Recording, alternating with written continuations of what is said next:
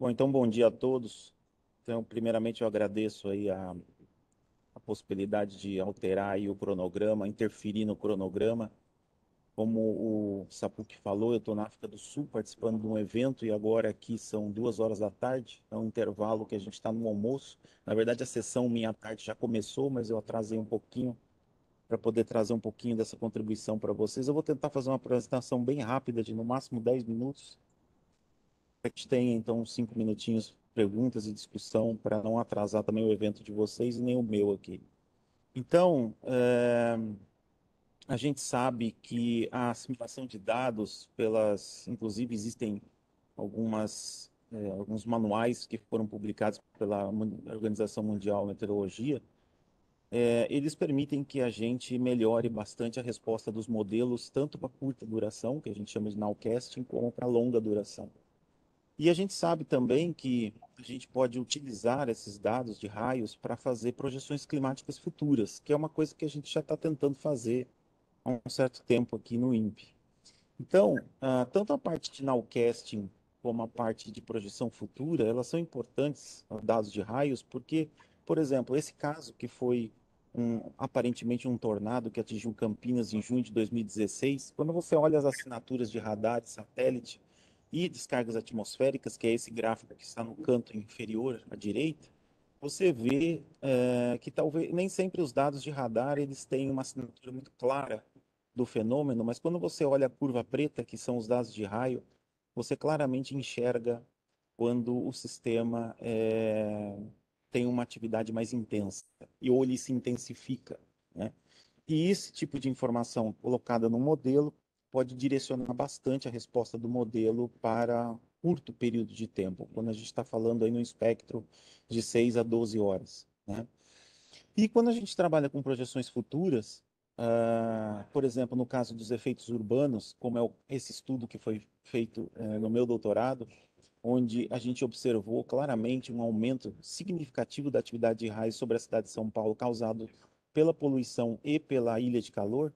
E você olha esses gráficos à direita, você vê as projeções de dias de tempestade nos últimos 100 anos, você vê claramente que os centros urbanos estão alterando o microclima, estão provocando mais instabilidades e atividades de raios no longo prazo. Então, quando você vai fazer essas projeções climáticas também, esse tipo de comportamento ele é fundamental que os modelos consigam capturar. E os dados de raio podem trazer isso de uma forma mais efetiva para esses modelos. Então, basicamente, a física que está por trás de tudo isso é a supressão de precipitação que você tem das nuvens causada pelas particulado essencialmente. Então, a gente sabe, vocês sabem melhor do que eu, todos meteorologia, engenheiro, mas a gente sabe que a parâmica termodinâmica é fundamental, ela é o mecanismo principal, porque sem calor absolutamente não tem nada, mas a partir do momento em que você tem o disparo da instabilidade atmosférica, seja por questões termodinâmicas ou dinâmicas, você vai ter também o efeito da microfísica atuando. No caso, por exemplo, esse é um paper do Dan Rosenfeld, publicado na Science em 2008, foi um paper que foi um turning point nesse estudo de microfísica de nuvens poluídas.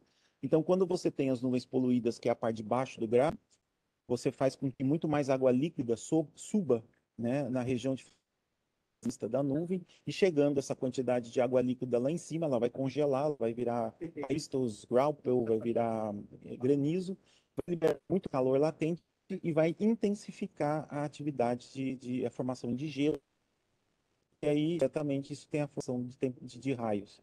Ao mesmo tempo em que você suprime a precipitação, porque você diminui a precipitação, porque mais água líquida fica disponível dentro da nuvem para virar gelo e intensificar o processo. Então, toda essa é a física que está por trás desse da questão da formação dos raios dentro das tempestades.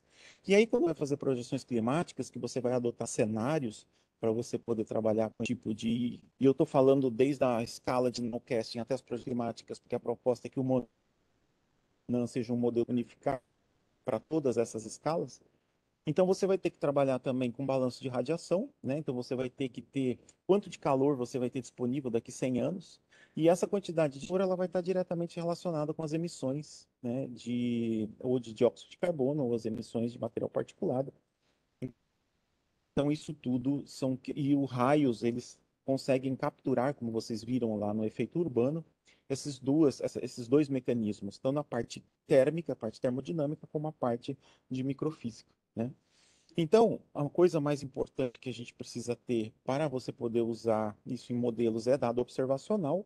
Então, no Brasil, a gente já tem dados de raios de duas grandes redes, que é a rede da Starnet da USP. A gente tem a rede do INPE, que é a Brasildat, que é esse painel do meio. A gente tem os dados de radar, que não cobrem todo o país, embora esse mapa ele seja desatualizado, mas a gente sabe que a cobertura de radar no Brasil não é uniforme e também temos o problema das calibrações e das falhas de dados. E nós temos hoje dois satélites monitorando o planeta, que é o GLM, né? Na verdade a gente tem mais, né? Mas que eu estou pegando aqui, que é o que é a América do Sul, que é o que interessa para nós.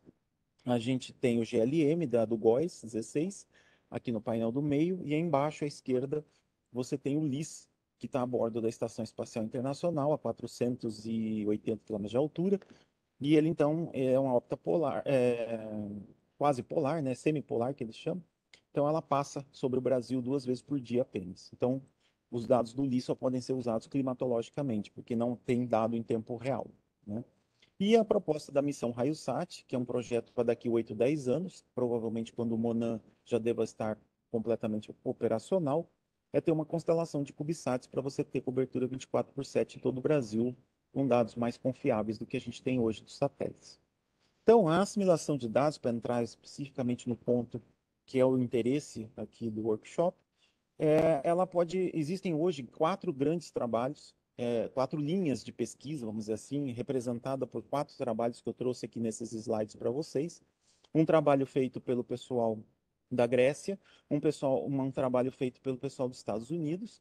Esses dois trabalhos eles fazem uma avaliação da assimilação de dados de raios no que concerne à precipitação. Então, o painel da esquerda é o trabalho da Grécia, mostrando como que a precipitação, ela é a quantidade de precipitação convectiva, né? Ela melhora bastante a representatividade dela, a recuperação dela pelo modelo quando você assimila dados de raio. E do lado direito você tem o trabalho nos Estados Unidos do Mansell, que mostra como que a precipitação acumulada em 6 horas também a resposta que você tem do modelo quando você assimila dados de raio, quando você não assimila dados de raio. Então, são trabalhos comparativos que mostram, né? Então, você sempre tem um controle, né? Que é o modelo sem assimilação, você tem a simulação com a assimilação de dados e você tem a comparação com os dados observacionais. Então, veja que dado observacional é fundamental para você poder validar a saída do seu modelo e você também vai precisar do dado operacional, da observação, para assimilar no modelo em tempo real, à medida que você está fazendo as simulações, né?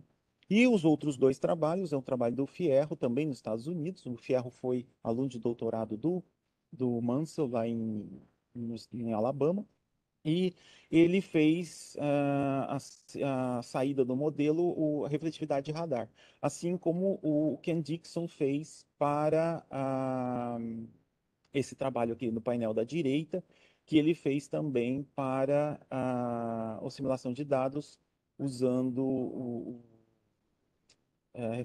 como saída do modelo a refletividade de radar. Então, o Dixon é que eu não me lembro em que região que é, acho que é nos Estados Unidos também. Agora me deu melhor, falha melhor a memória. Mas de qualquer maneira, todos eles vocês podem ver que você tem um controle, você tem o que é a simulação do modelo sem assimilação, o dado observacional e a saída com a assimilação. Então, sempre que você compara esse tipo de informação, você vai ter sempre uma melhora na representação da convecção quando você assimila os dados de raio. Aí, tecnicamente falando, um pouco mais em detalhes, como que esses métodos assimilam os dados, né? Então, vocês que são da área de assimilação, certamente até vocês conhecem isso bem melhor do que eu. Dado de raio é uma informação que você não assimila diretamente no modelo, como muito provavelmente nem radar e nem satélite. Você tem que transformar isso em variáveis internas do modelo, em ajustes internos do modelo, para que você possa melhorar a sua resposta. Então, no caso do Mansell, esse trabalho da precipitação convectiva, eu trouxe aqui um diagrama de blocos, onde basicamente a metodologia que eles usam é alterar a parametrização de Ken-Fritz, que é a parametrização convecção. Por exemplo, todos esses trabalhos foram feitos para o modelo Worth Model. Então, o WRF, ele é um modelo que você tem a parametrização de Ken-Fritz e você pode alterar, ativar ou não essa parametrização em tempo real, né, em tempo de simulação, à medida que você chega num threshold de raios. Então, quando você ultrapassa uma determinada quantidade de raios, você ativa esse esquema de convecção dinamicamente dentro do seu modelo. Tá? Essa é a mesma abordagem que foi feita pelo pessoal da Grécia, só que eles acrescentam eles fazem também o processo de ativação e não ativação em tempo de simulação da parametrização de convecção do Cain-Fritz, porém eles ajustam alguns limiares diferentes do que o pessoal lá fez do Nixon anteriormente. E aí o método do Fierro, que já vai para a refletividade de radar, o que ele faz? Ele altera a quantidade de vapor de água na região de fase mista da nuvem com essa equação que está aí na tela. Então, o que ele faz? Baseado na quantidade de raios, ele mexe na razão de vapor de saturação com a razão da formação de grau por dentro do modelo, e essa razão, então, ela é ajustada dinamicamente. Então, isso faz com que o modelo, vamos dizer assim, se o modelo não está conseguindo gerar a quantidade de grau o suficiente, ele ajusta isso com o dado de raio e melhora a resposta do modelo à convecção mais profunda, né? E, por último, tem o método de Dixon, que também trabalha com refletividade de radar, que é uma metodologia um pouquinho diferente do Fierro, que inclusive ele propõe até uma melhoria na abordagem do Fierro, que faz com que você não precisa depender tanto de questões locais do modelo. Então, ele vai ajustar, também é uma função de ajuste que você coloca dentro do modelo para alterar a saturação de vapor na fase mista. E, de certa forma, é o mesmo processo, é ajuste do vapor disponível dentro da nuvem que vai aumentar, intensificar ou não a convecção. E ele traz algumas, logicamente, que a gente tem que pegar o artigo e estudar um pouco mais de detalhes, o processo, mas basicamente essas são as 4 ideias. E isso é a revisão que eu fiz aí há umas 2 semanas, buscando os métodos que estão mais em voga aí, que estão mais em discussão na comunidade científica com relação à simulação de dados de rádio. Então, basicamente, era isso que eu queria apresentar para vocês. Tentei fazer uma coisa bastante resumida, bem rápida, para que a gente pudesse ter um tempinho aí para eventuais perguntas e discussão. E, obviamente, que esse material eu deixo disponível vai ficar disponível lá no Google Drive e a gente pode discutir isso ao longo de todo o período. Muito obrigado.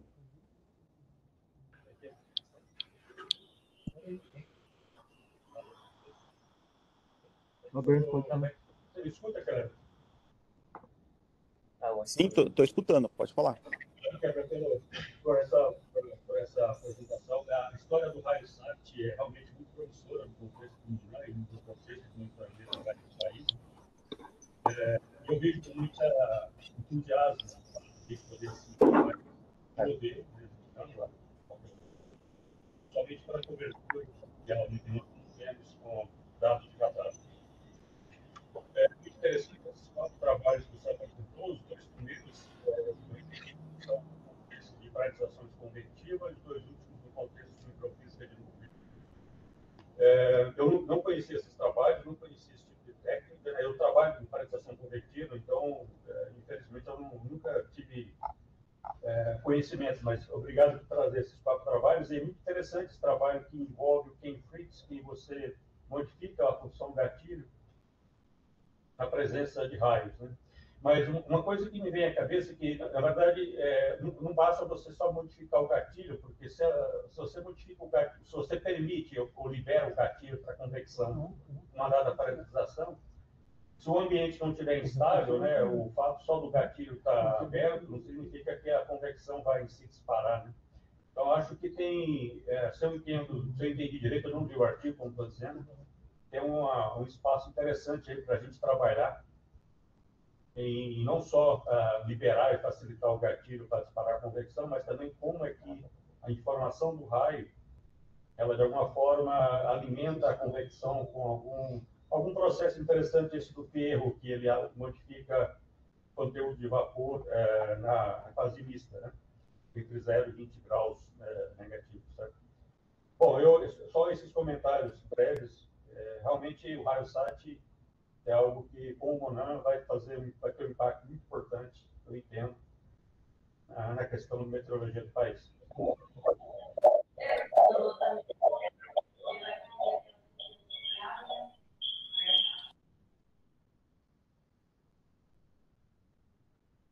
Quer comentar? Só fazer um comentário sobre esse. Acredito que é o Saulo que falou, e cortou algumas coisas, mas eu entendi a grande maioria do que ele falou.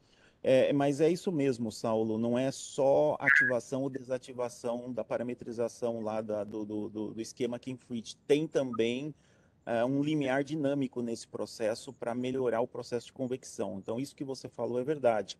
É que eu não mostrei todos os detalhes aqui do artigo, porque os artigos são longos, tem a metodologia bem descrita.